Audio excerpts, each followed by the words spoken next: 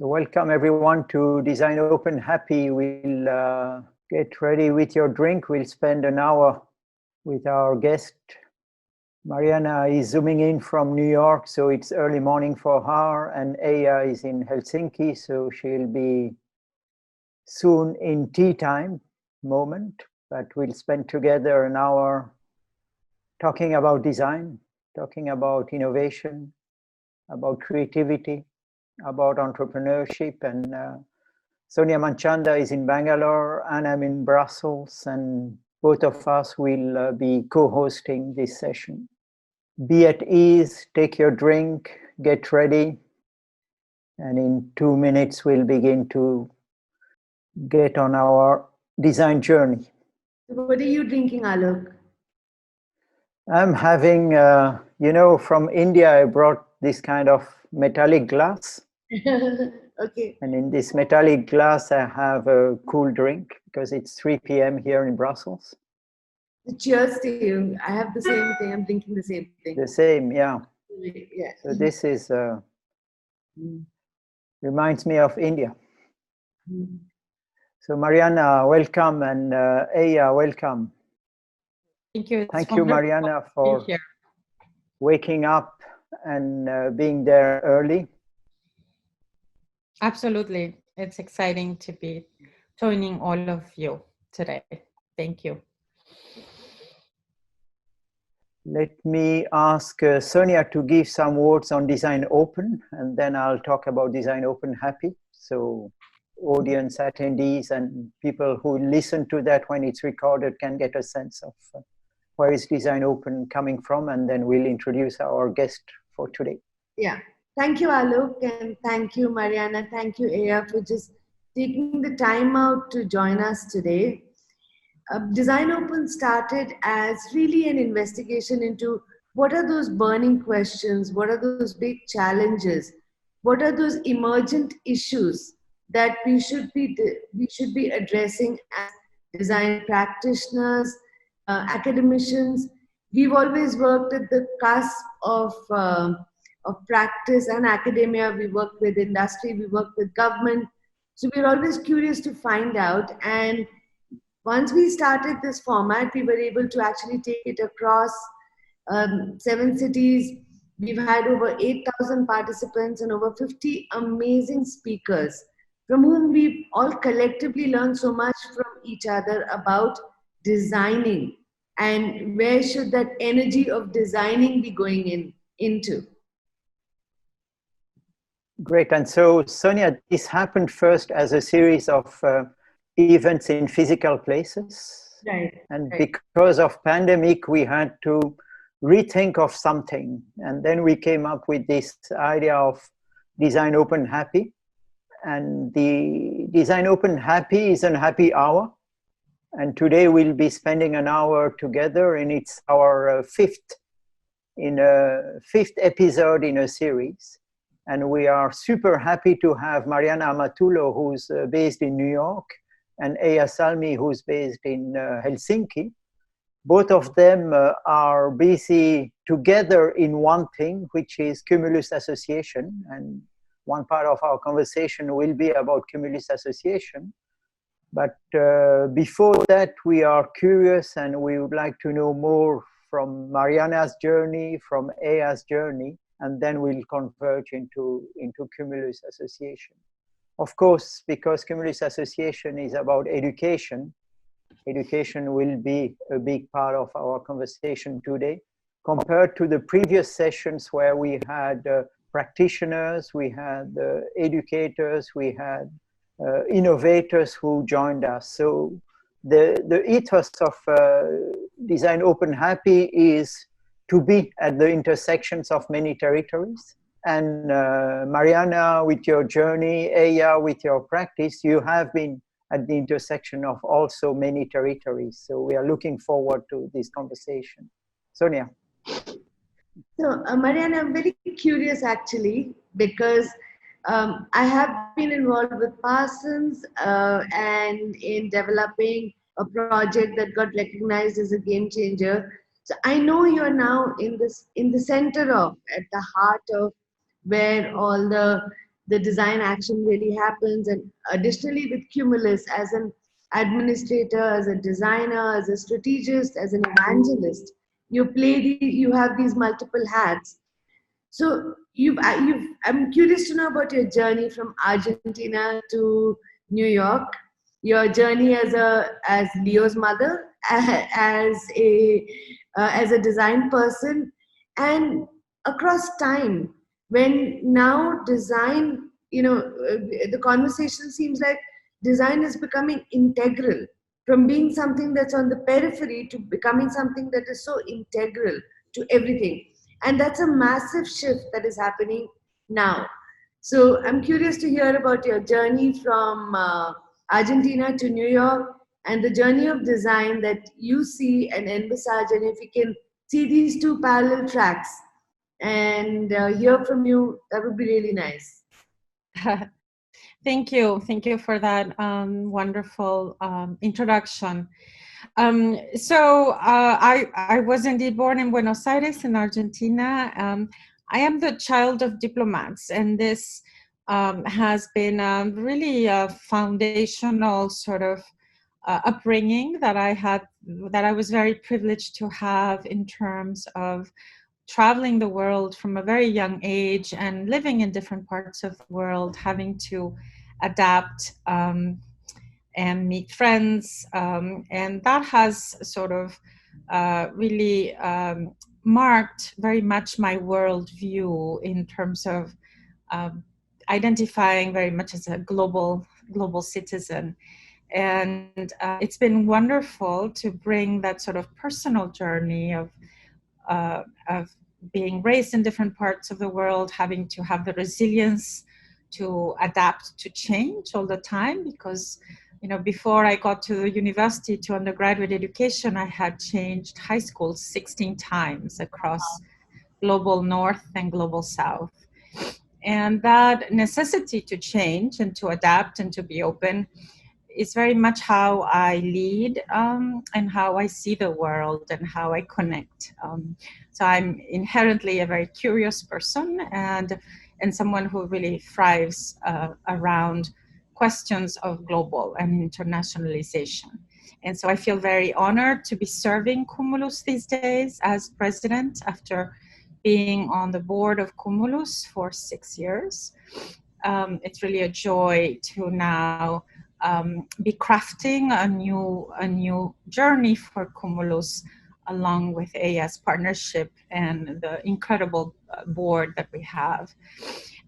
In terms of why now New York, so after undergraduate studies in France, I graduated from the French high school system, because since we moved so much, my parents put us in French lycées at some point in that journey. And because I have the French back, I chose to study in Paris. And I have undergraduate degrees in literature, French literature and linguistics, and art history. And what brought me to the United States and the West Coast of the United States first was my husband. I met an American based in LA, and spent about 20 years in the West Coast. Many of those years first trained as a curator in graduate school and working in museums of Los Angeles. And then a very important part of my journey was to encounter design when I joined an incredible institution called Art Center College of Design in Pasadena, California. And there I was very junior person. Design was new to me, but I was given the opportunity to work with colleagues and start a whole new division of Art Center that started very small as a program and then grew to become a big part of what our center continues to commit to today, which is social impact design and social innovation. That was the program Design Matters that I really helped co-found and shape, and for which I spent about 17 years leading. that in the midst of that work, my journey also brought me back to school. So after degrees in museum studies from USC and art history, I really felt that what I was seeing from practice in terms of how we were looking at questions of social in design, I wanted to think about that more rigorously with more theory. And I went back and did a PhD in management at Case Western University with Richard Buchanan, who is one of my key mentors, a really important figure in, a giant of design in terms of teaching us how to think about the impact of design in organizations and systems and people. So that doctoral work in turn invited me to really want to be part of a university system where there would be more opportunities for transdisciplinarity beyond our standalone art and design colleges. And I was invited to join Parsons and to join the new school, which is the university umbrella under which Parsons sits. That was 3 years ago, and it's been fantastic. So I'm an associate professor at Parsons in the School of Design Strategies. I teach design innovation and leadership to graduate students.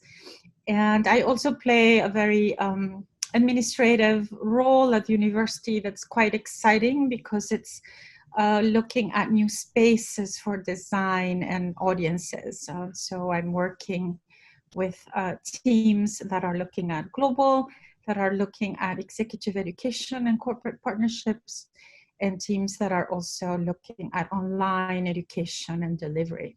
So the last 4 months have been very busy because we have shifted, of course, like most universities, all our teaching to remote.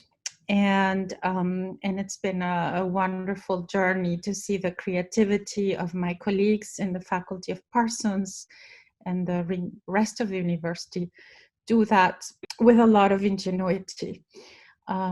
So that's a little bit of the journey, and we can talk more about the journey of design. But what I would say, just to provoke, is, having started really looking at design and social innovation about 20 years ago, and through the journey of Matters and through my own research, it's been very interesting to see how much that has indeed spread. And we were very few programs doing this kind of very deeply engaged work, and now there's much more of that, and it's exciting. So new maturity for design, for sure.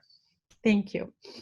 And I was going to say exactly that you've had the life of a design diplomat, and the social impact space that now needs design more than ever before is something that you have been part of developing and having grown into.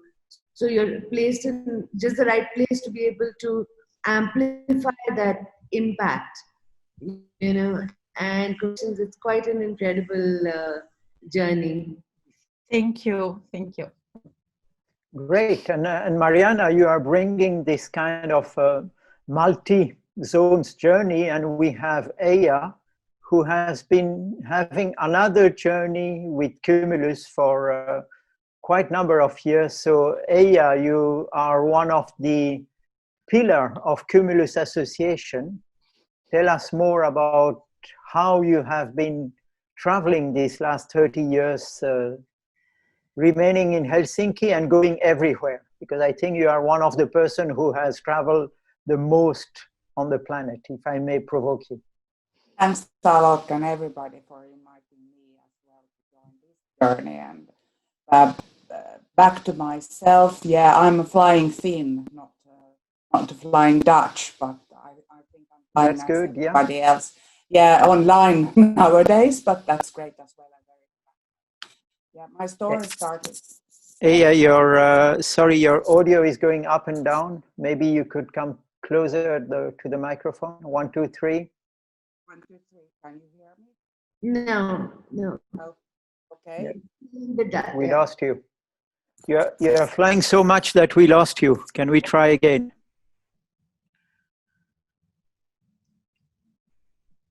No. Continue with Mariana, so I'll get back and tell about Now you're getting back. Okay. What did you do?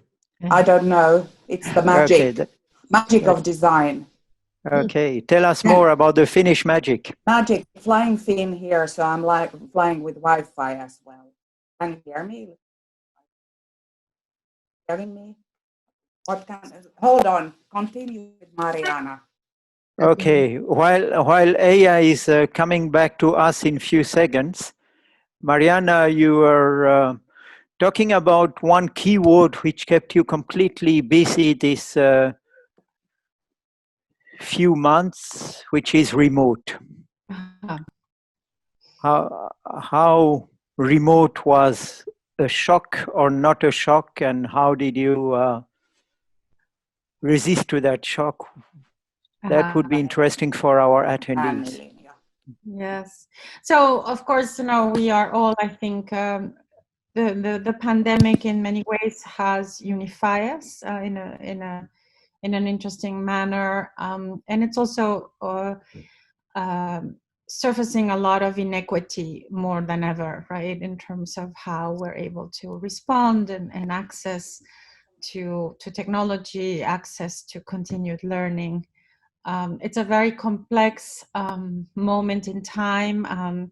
I have colleagues at Harvard who do a lot of research in emergency management and coaching policy around emergency management response that I've worked with in the past when I did a big project over several years in California looking at earthquake preparedness. And in an exchange we were having in April, they were saying there is really no blueprint for what we are living, although we have a lot of research and knowledge around how to respond to crisis. COVID has put in front of us a magnitude, a scale of disruption that we've really never experienced before. And it's not only a public health crisis, it's an education crisis, and it's a strong, socio-economic crisis. As a researcher and as an educator, that has, for me, really brought an opportunity to respond, to be resilient, to embrace the change. And I'm very proud again for the work of my colleagues at Parsons and at the New School, for shifting the university in a matter of 2 weeks, like many others, into a very robust experience for our students to continue learning and pursuing their degrees. This fall, we will be mostly online with some hybrid opportunities for students, for makers and performers at the university to have access to space as long as the virus permits it. But I think what I've learned in this moment is also, a little bit of my approach to innovation all the time, which is, how do you turn the crisis into opportunity? We know from organizational research that the companies, the industries, the organizations that do well through crisis are the ones that are able to find windows in the very difficulty that they're seeing to jump ahead, to leapfrog. So we've been doing that in the areas I work with and I oversee. And to give you a concrete example, we have a lot of work online at the New School on continuing education, but we have started a new initiative called the Signature Online Courses, where we invited all our professors at the university to propose new courses that they would want to teach with a delivery online. And that has allowed us to identify a number of new wonderful courses that we're now developing and producing for our students in the fall, and this will be now a current initiative of the university. So, that's just one small example. Back to Cumulus, We were already in a journey of change. Every new president, and Eija can talk more about this, has an opportunity to shape a new strategy for Cumulus and with the board. And we were very much in that work before COVID hit us. Actually, our last board meeting was in February, late February, in New York City, just a couple of weeks before we shut down, before the world shut down. And so COVID again is forcing us with the Cumulus community to embrace this moment of COVID, to bring our global community together virtually, and starting new programming that we were interested in doing before, but that now this moment in time and circumstances is forcing us to accelerate. Yeah, we'll talk more about that. Hey, are you back? Let's hope so. Can you hear me? Yeah. Okay, excellent. So the flying Finn is back. Tell us more about your journey. Yeah, my journey started with Cumulus and education in art, design, and media. Can you hear me? What can I do? I have brand new computer. No? Yeah. Just speak more and we'll try to see. Yeah, started at the fall of the wall of Berlin in 1989. Also got some kicks by European Union Erasmus program that was started in 1980. Two universities, the one that is the school in our Royal College of Art, we decided to bring people together. Together we are stronger.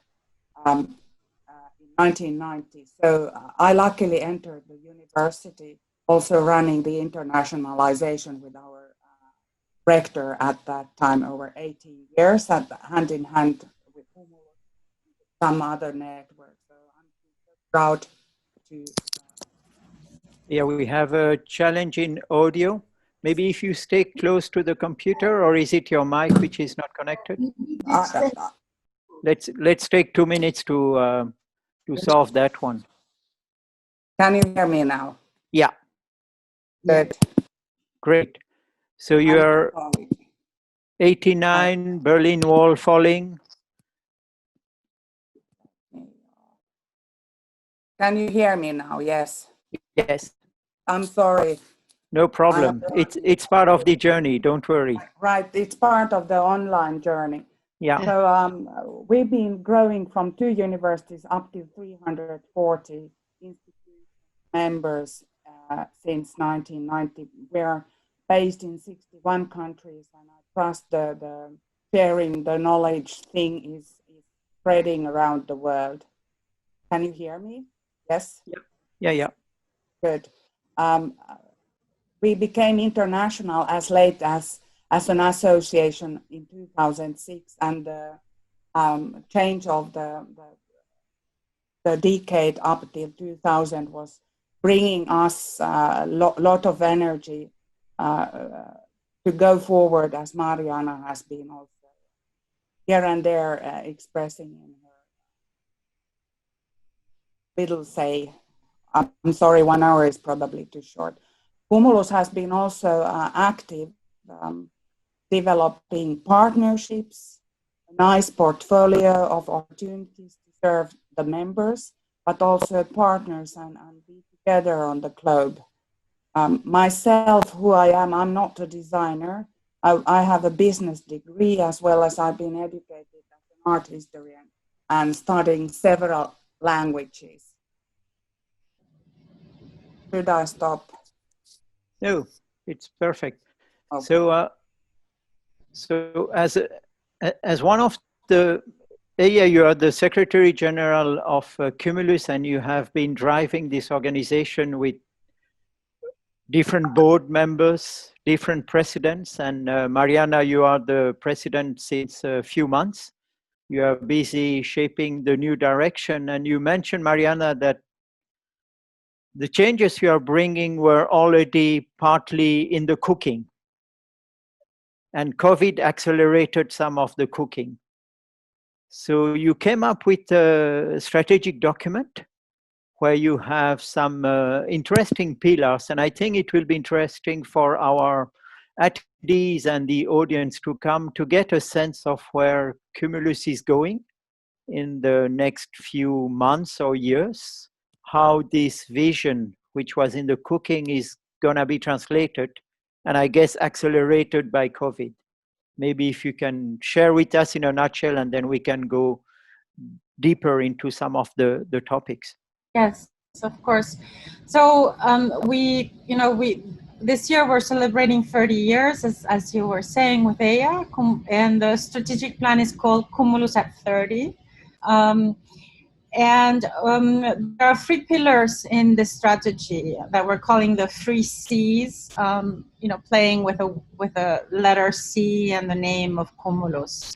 The pillars are communication, collaboration, and community. And under those pillars are strategic projects with different milestones that we hope to, some of them we have in motion and some of them we want to accomplish in the first 3-year term of this presidency and of this board.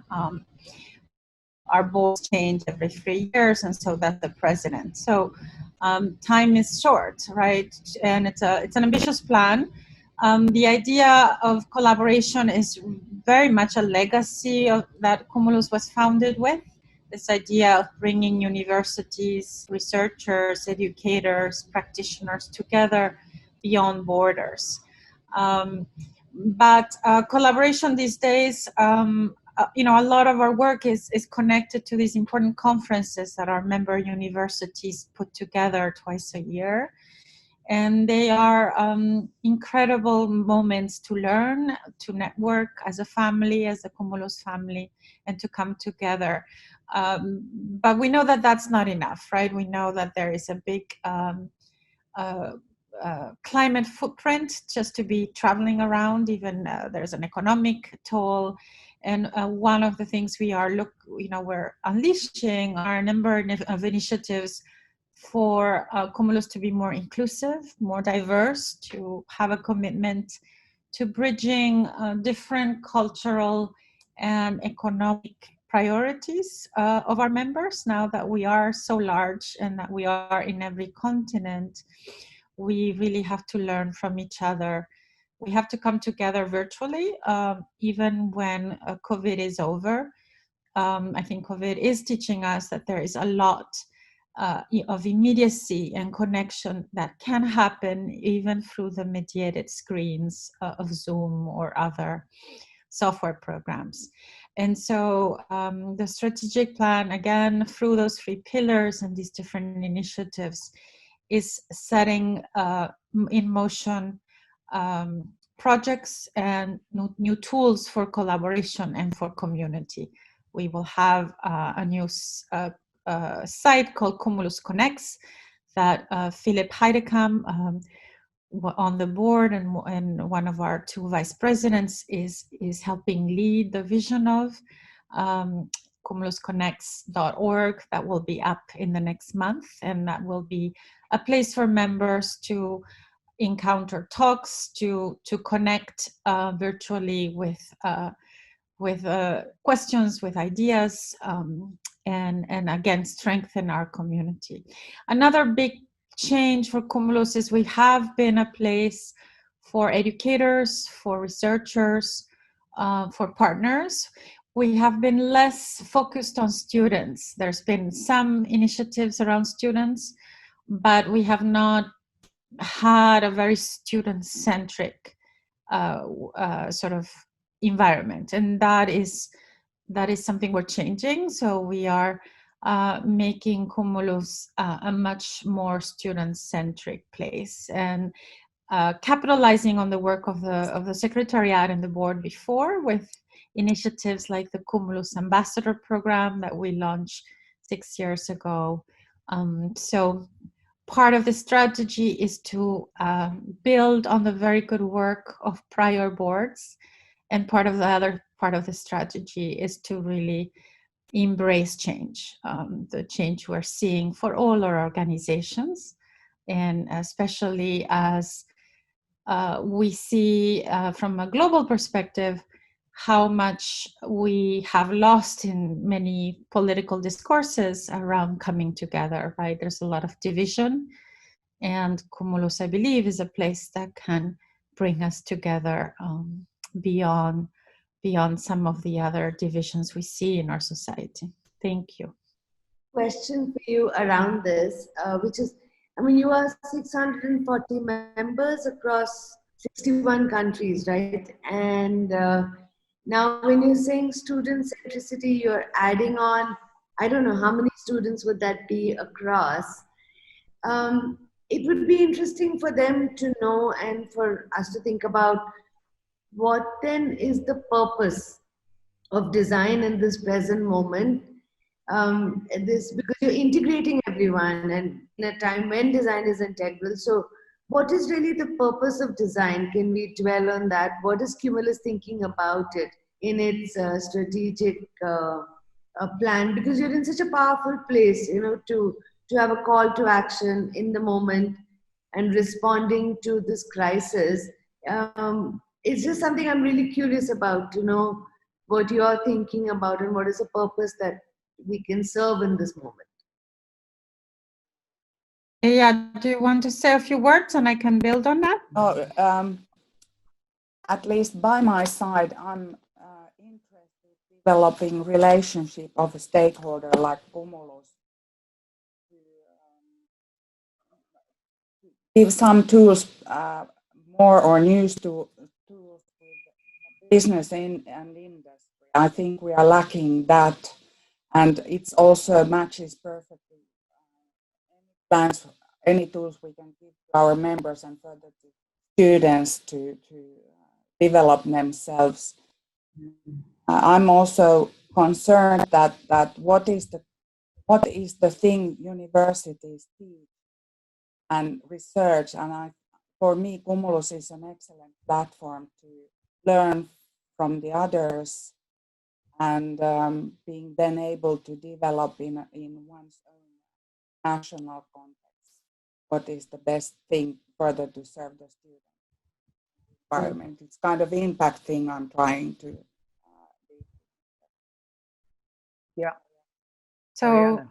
yeah, so I think you had that question, Sonia, about numbers, and you know, when we think about all of the member institutions, it's hard to quantify, but there's at least a community of about 1 million students that are studying art, design, and media within our community. So it's many people.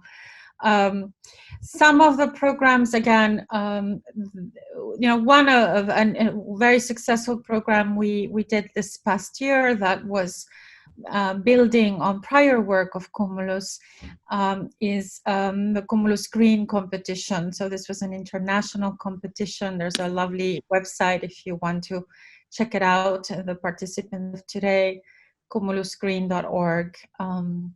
And that showed us the power of the platform and the interest of our students to engage, because there were, this was a competition connected and aligned with the Sustainable Development Goals, and specifically with SDG 12 around responsible production and consumption and circular economy principles. So how can the design community respond to the importance of thinking that the planet has limited resources, and if we continue consuming and acting with the kinds of behaviors we have these days, we will have finite resources to work with. There was an incredible amount of ideas in this competition connected to products, services, and systems. More than 60% of our members' institutions participated for their students.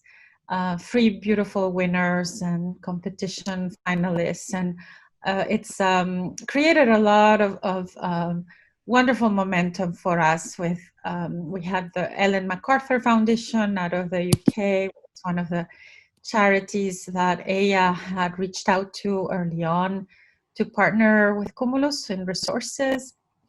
and around circular economy and knowledge. And so I think that there's clearly a space through Cumulus for students to share, to learn, and we just want to make more programming like these competitions available to our students.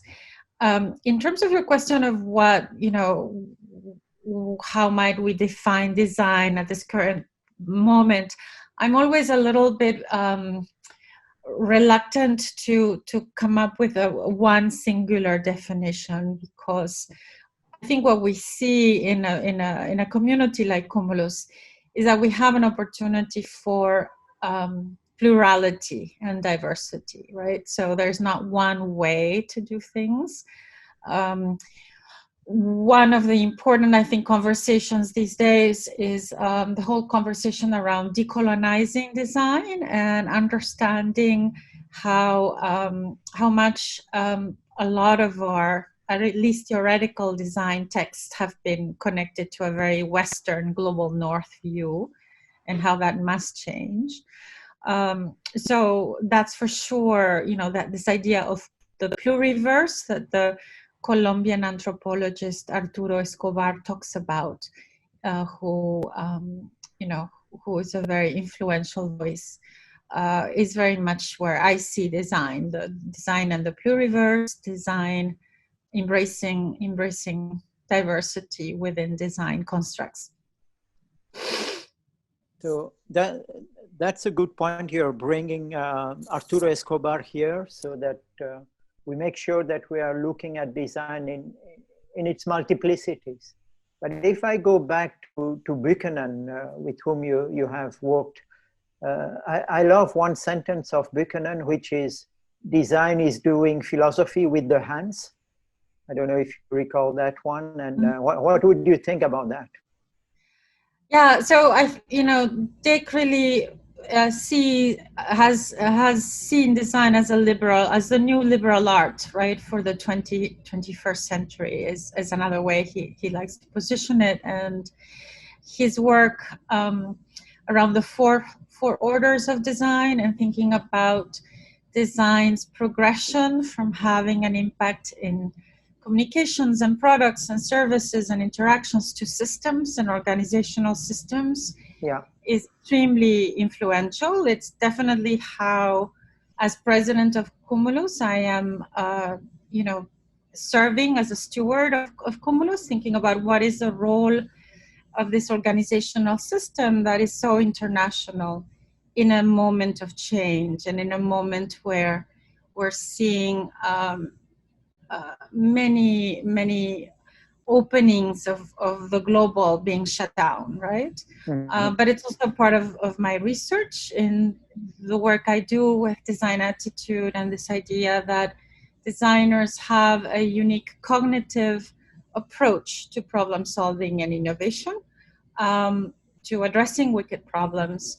And all of that is really a progression of a lot of the incredible contributions of Dick in positioning design as a knowledge domain that is much more than just the artifact, but that it is about, introducing change in a very humanistic, with a very humanistic approach, which gets lost, I believe, with a lot of the technology sort of love affair we have sometimes for UX design and other areas.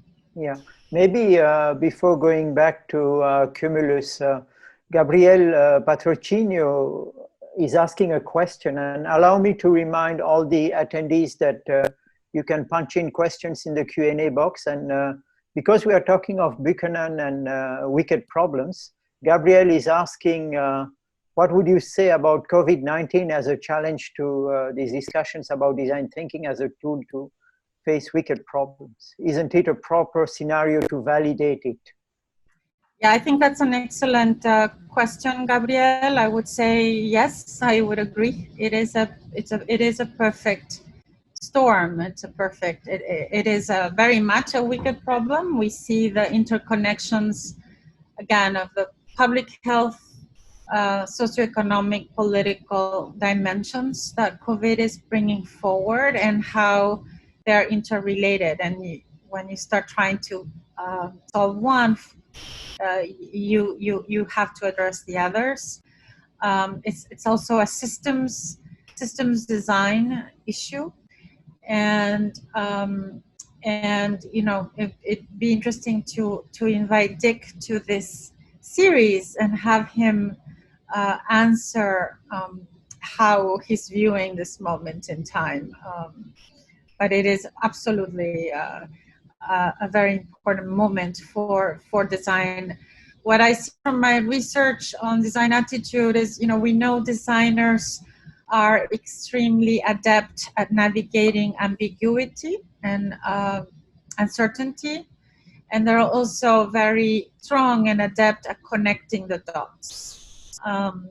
These are dimensions we have proven in the research are part of having a design attitude, part of being able to problem solve. And I think that whether you're a practitioner in industry as a designer, or whether you're a student or a researcher, you have, you know, beyond the design thinking toolbox of going through a problem, there is this more in-depth cognitive way of seeing the world, of encountering a problem and being creative around it, that the COVID moment is interesting to experiment with. Because if there's one thing we're learning is that, you know, all bets are off. We have to deal with uncertainty. We have to work in conditions of uncertainty.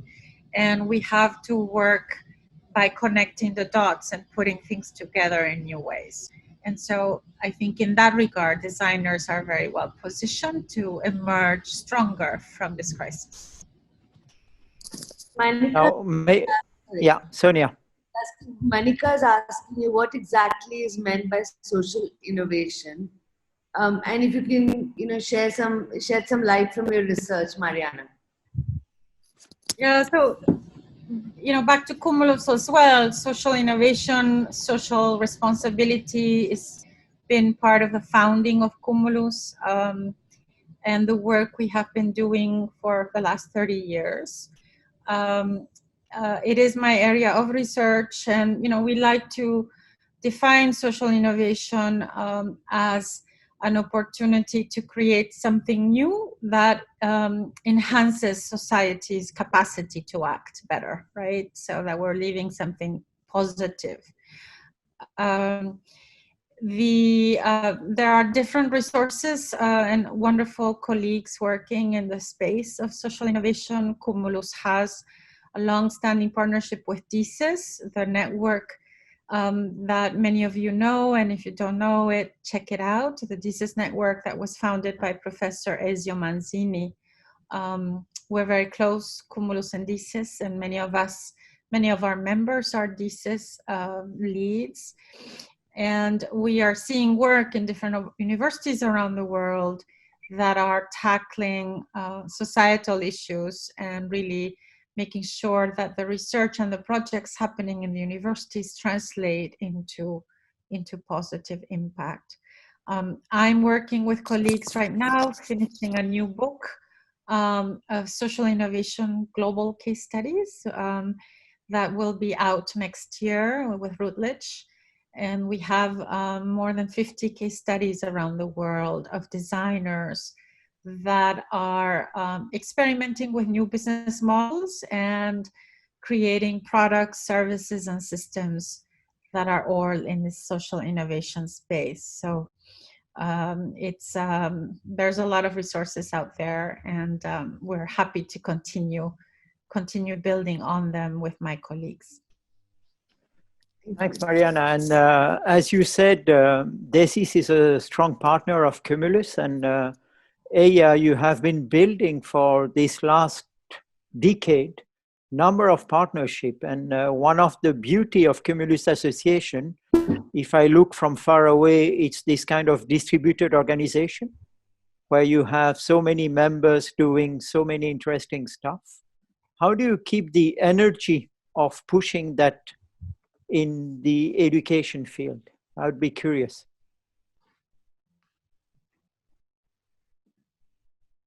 question what is happening to universities during the time of virus. Is it anxiety instead of optimism? I think optimism is existing with the universities, and how we can be successful is only to partner more and better with other stakeholders and with a diversity like Mariana has. I myself, I trust only we can change the planet by collaborating strongly based on a need that even comes from one single student, our partners, and trying to share the outcome one way or other. The conference is, of course, an excellent platform. Yep. So the conference, you had 2 events a year. For the people who don't know Cumulus, check the website. Since many years, you had 2 physical gatherings. And Mariana, what you mentioned is that it's moving virtually, partly because of COVID, but it was also partly the intention of the board, in a way. So for me, that is already an interesting, wicked problem. Virtual versus physical, and the pleasure of meeting people in physical setting, which allowed new collaborations. How do you set that as a systems designer, knowing your communication, collaboration, and community pillars, so that you keep that fascinating energy that we have in all these Cumulus gatherings? Yeah, and to be very clear, we are not giving up on the physical conferences. Eija will, if we did that with the board, Eija would kick us out from Cumulus. They are extremely important, and yeah, you know, there are things that virtually we don't replace, right? So these will continue, but I think we are learning a lot of innovation from many colleagues within and outside Cumulus in the last few months in how we have gone virtual. The participatory design conference that was going to happen in Manizales, Colombia, is an example of a conference that I tracked that had to go totally virtual.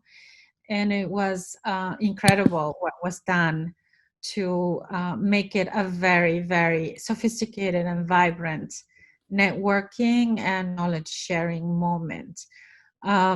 So what we are saying is we will have our annual conferences, that in-person experience will be there for many of our members. But for example, all conferences from now on will have hybrid formats and at least spaces and moments for those who may have contributed a paper or may have, been wanting to attend, to have access to what's happening, even if they were not able to get on a train or a plane and get there. So the hybrid format is something that we expect to see. And then we also are going to be seeing, other moments for people to connect through platforms like Cumulus Connect that I mentioned earlier, that are outside conference and physical travel.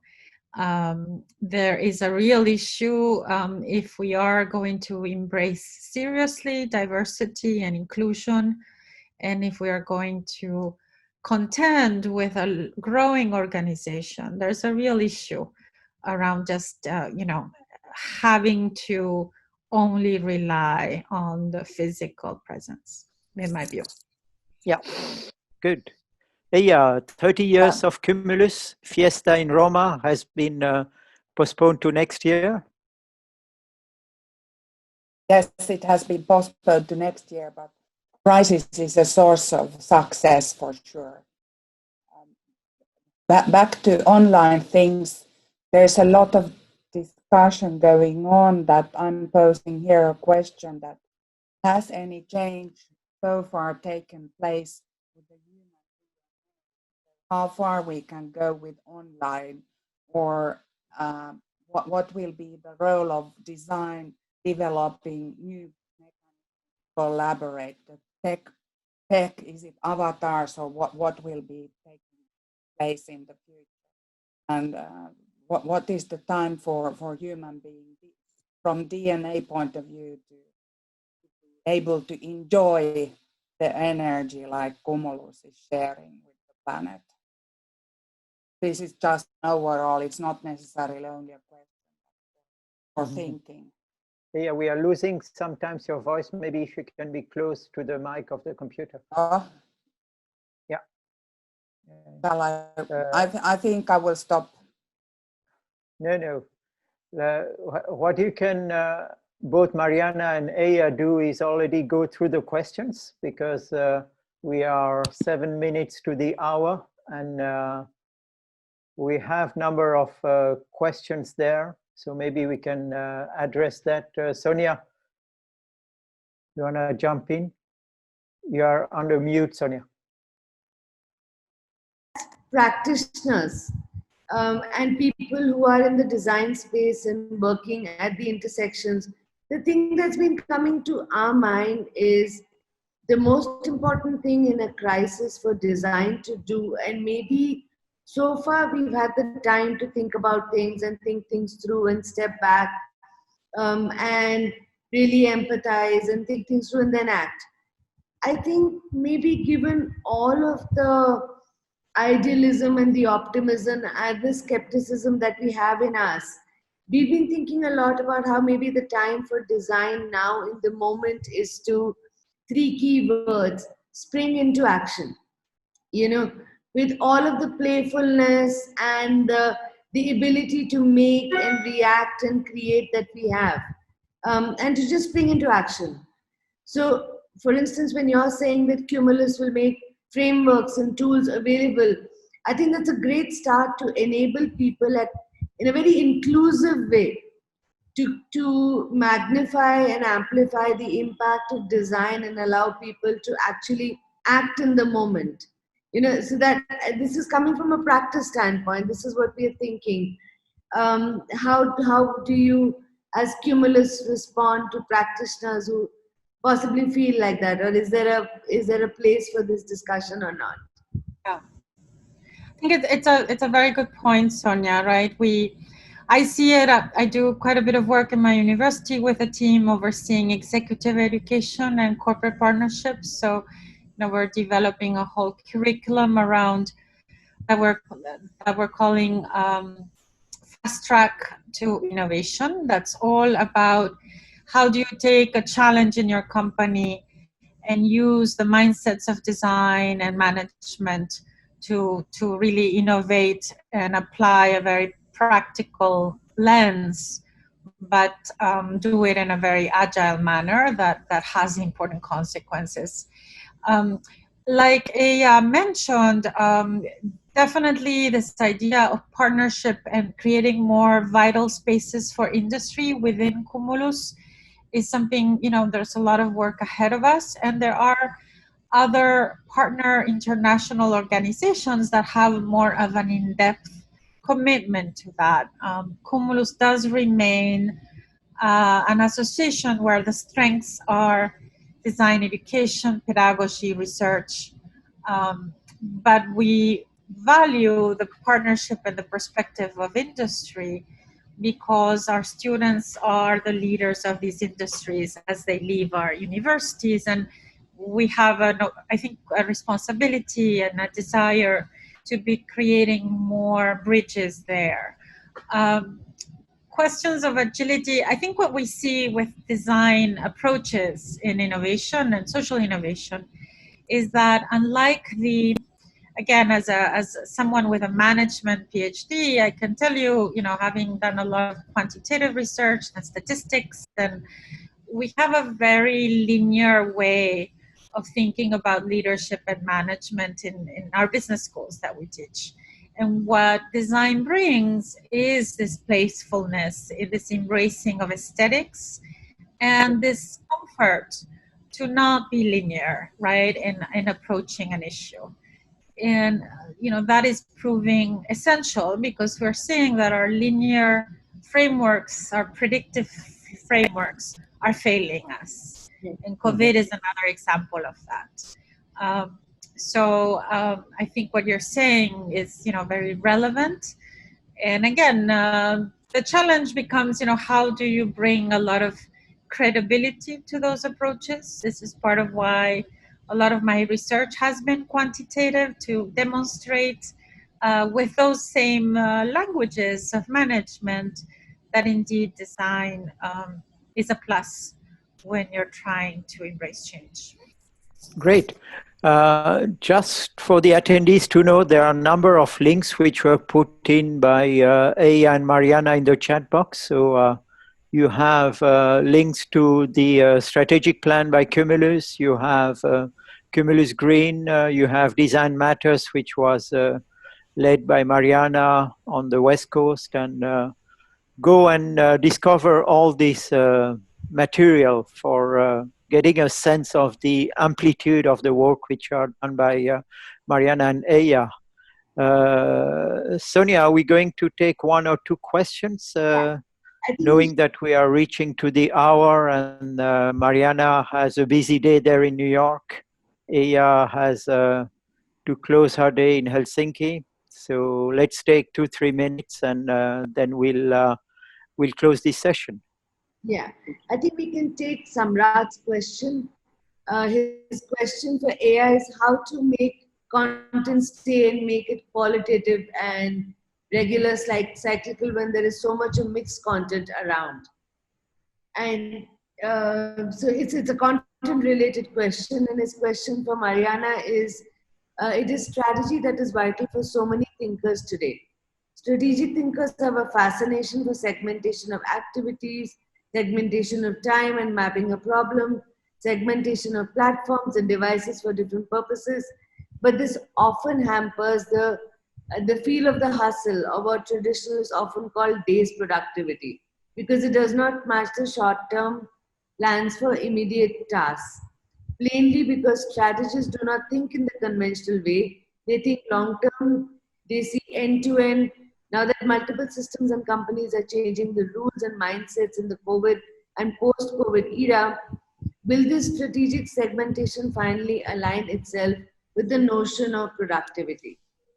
So he's really talking about strategic long-term intentions and productivity in the here and now. Is that relevant to the work you're doing or not? Yes. So there's an inherent tension, right? So again, I'm a professor in a Master's of Science at Parsons School, Strategic Design and Management.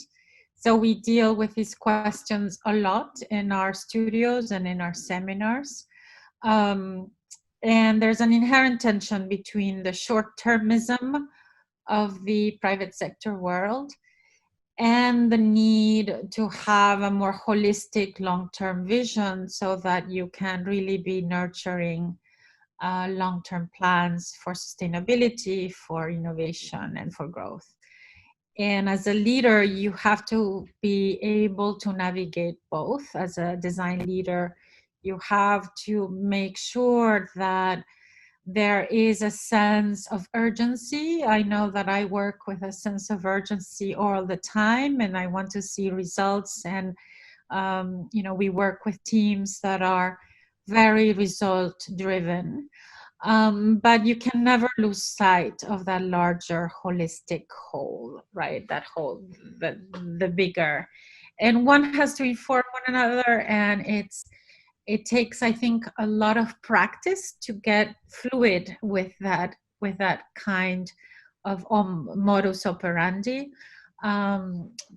Whether, strategy really looks at segmentation, I'm not sure. I think actually maybe that's one of the management flaws of strategy. I like to think of strategy very much with a systems perspective, not as segmentation, but as in the interconnection of the system, right? The nodes that connect. So that's how I operate and I see the world. Yeah, super answer for a long and heavy question. And I'm sure that we can spend a workshop working with you on digging into that. That would be a kind of next step that I would love to explore with you, Mariana. And Eija, what about the quality of the content? How do we work on making it stay? Because so many things are happening on the planet. I think the short sentence, we have to know the past, golden past, be understanding the unfinished today and go into the flattering future. So we have a mission together and responsibility. Yep, that's a good answer. We are already finishing this happy hour. Thanks, Eija from Helsinki. Thanks, Mariana from New York. I would like first also to mention that behind Design Open Happy, there is a team and a team. The team is Sudai, Sumed, all the team members, and Sonia. Thanks, all of you. And the team, and we have been approaching on that, is design, innovation, creativity, and entrepreneurship. And we have been touching to this from different points. So what I would like to do is thank our speakers and let all the attendees know that we'll post the links on the Facebook group and the LinkedIn group, so you can have access to the material that our speakers have been sharing. And if okay for Mariana and Eija, we'll forward you the questions, and if you have sometimes maybe spend few minutes putting some words in a mail, and then we'll share that back to the attendees via the Facebook group or the LinkedIn group. That would be great. Sonia, a word for the end, and then we'll announce the speaker in 15 days. Yeah, thank you very much. I like the fact that we're talking about long-term responsibility and strategy here at one level and urgency at the other. And the tricky part is balancing the two all the time. And so I guess it's important. Therefore, the education, work and research, all of that is important, but also responding in the moment is important. So it's made us reflect on that, and I'm sure it's helped our attendees also think about both the deep and the immediate, both of those. So thank you so much for that. Well, thank you for an engaging conversation, both of you, Sonia and Alok. A real pleasure. And, you know, we are accessible through the Cumulus Network, social media, and looking forward to staying in touch. Thanks. Thanks, Eija. Thanks, Mariana. And before leaving, let me announce you the speaker in 15 days. It's Revati Kant, and Revati Kant is the Chief Design Officer of Titan. And Titan is a mega brand in India. Maybe, Sonia, you can give 2-3 words on Titan for those who are out of India. So I think everybody knows about Titan. They are one of the companies that embraced design very early on, and a lot of people who studied at the same design school as I did actually went and worked there, and were able to really win many awards and create some beautiful products. So early adopters of design and constantly innovated and stayed ahead. So thanks, everyone. Have a fantastic day in New York, Mariana. Have a good end of afternoon, Eija, and good evening in Bangalore in India, and in the different places on the planet. Enjoy, and see you in 15 days. Thank you, everyone. Bye.